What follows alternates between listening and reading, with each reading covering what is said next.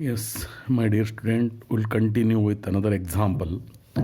A particle moves along a curve r equal to 2a cos theta in such a way that its acceleration towards origin is always 0. Prove that d square theta by dt square equal to minus 2 cot theta into bracket d theta by dt whole square. Here, given that radial acceleration towards origin is always 0, it means the acceleration towards origin is nothing but radial acceleration. Radial acceleration is 0. So that is d square r by dt square minus r d theta by dt whole square equal to 0. It is given. So here r is 2a cos theta. Differentiate with respect to t. dr by dt is 2a cos theta is minus sin theta into d theta by dt. So again differentiate with respect to t. d square r by dt square equal to 2a. Here you are applying u into v method. So let us take minus sign outside. Minus 2a into bracket sin theta constant d theta by dt differentiation is second order derivative of theta plus d theta by dt constant sin theta is cos theta into d theta by dt. So if I simplify this and the equation 1 and 3 together, so we get minus 2a into bracket sin theta d square theta by dt square plus cos theta d theta by dt whole square minus 2a cos theta d theta by dt whole square. So that is, I have substituted d square r by dt square value from the 3 minus r value I have substituted 2a cos theta d theta by dt whole square as it is. So if I simplify this, minus 2a sin theta d theta by dt whole square minus 2 cos theta d theta by dt whole square minus 2a cos theta d theta by dt whole square.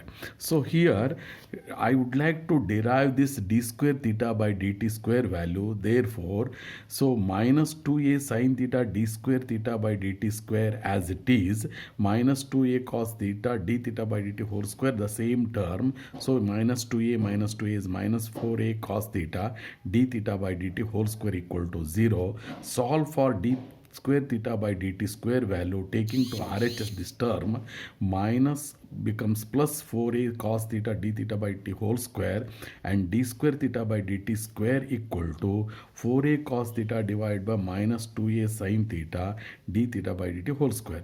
So 2 on the 2 2s are a cancels. So minus plus divide by minus is minus, cos by sin is cot, d square theta by dt whole square. That is the answer.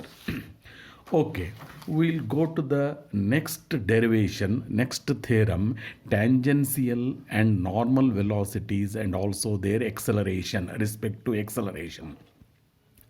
Before going to the derivation of the result, we would like to define these four terms: tangential velocity, normal velocity, tangential acceleration, normal acceleration. So tangential velocity first. Tangential velocity, the velocity of a particle in the direction of a tangent to the curve. So if I consider a curve and draw a tangent, the velocity along the tangent is the tangential velocity.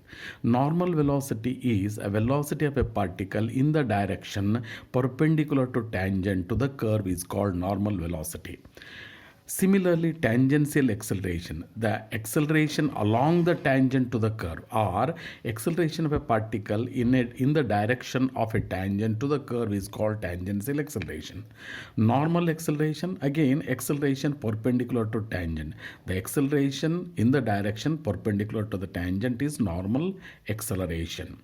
So the next derivation, the second derivation of the topic is derive the expression for the tangential and normal velocity component and their accelerations. Okay, so consider this figure. Let O be the origin. OX is a fixed line axis or x-axis. OY is the y-axis. So let F be the fixed point on the curve. So on the curve, F is a fixed point. So A be the position of a particle. A be the position of a particle in a time t, and Fa is equal to S, the arc length, and tangent at A makes an angle xi at P to the x-axis.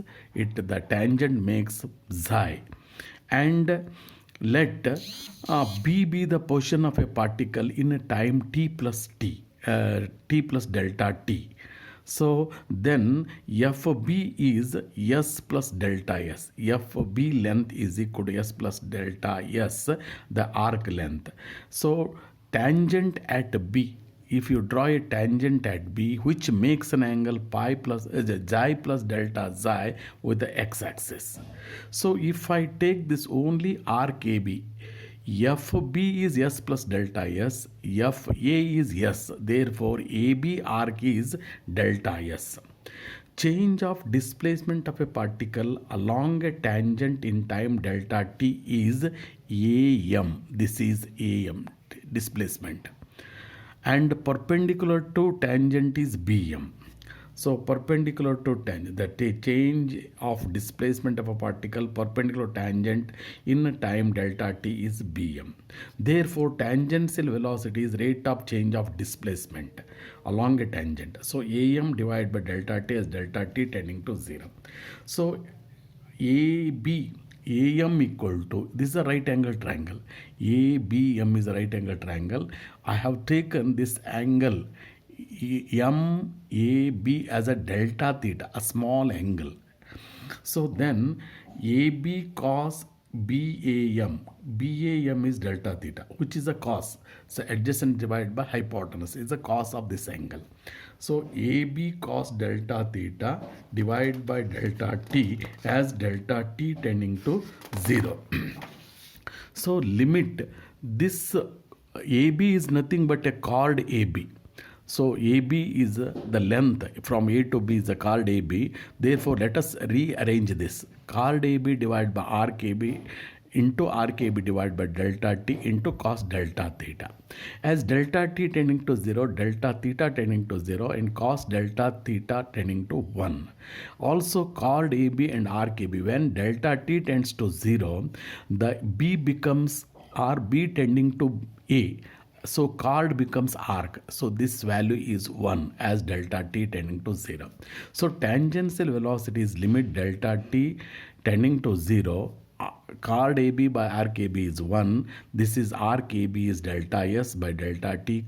Cos delta theta is 1. So when I apply a limit, it is ds by dt, which is a tangential velocity.